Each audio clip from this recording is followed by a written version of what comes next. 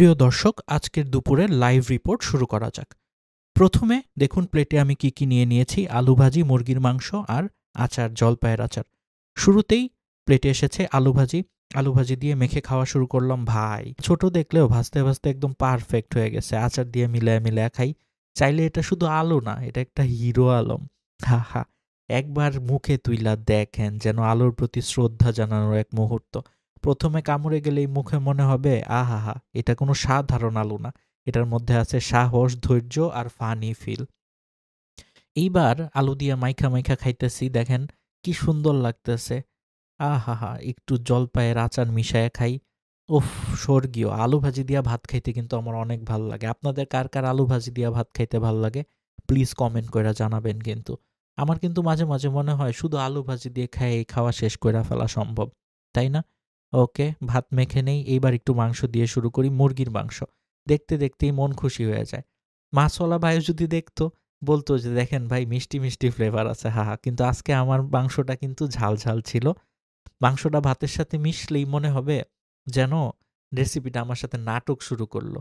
আর মুখে তুললে একটা নলা দিয়া ঝোলটা যেন বলে ভাই, আমার সাথে এক্সট্রা ফানি অ্যাকশন লাগবে। উফ, সেই মজা ছিল ভাই।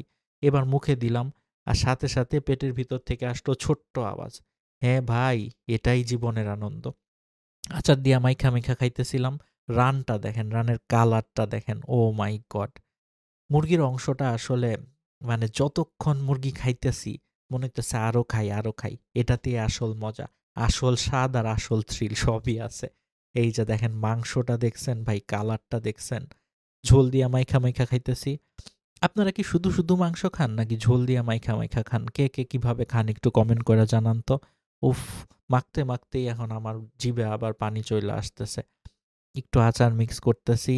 এই যে এবার মাখা শুরু করলাম আর একটু। উফ, এই বাইটটা যে হবে না, এত মজা হবে ভাই, বলার বাইরে। আর একটু খাই। এবার আলু ভাজি মিক্স করি একটু মাংসের সাথে। আলু ভাজি, মুরগির মাংস আর আচার মিক্স করে একটা নলা খাইলাম।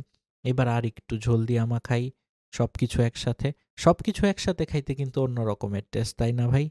ওকে, এইবার চলে আসি ডালে। ডালে কেমন লাগে? সামান্য ডাল।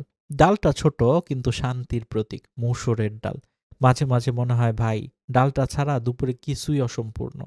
মুখে নিয়ে ছোট্ট স্বাদ আনলো, আর সব কিছু মিলে পুরা প্লেটটা মনে হইলো অমৃত। সবশেষে আবার একটু ডালের সাথে মাখায় মাখায় মুরগির মাংস খাইতেছিলাম। রানের মাংস একটু ভাইঙা নিছি। ওফ, এই যে আপনাদের ভালো করে দেখা, এই যে রানের মাংস, মসুরি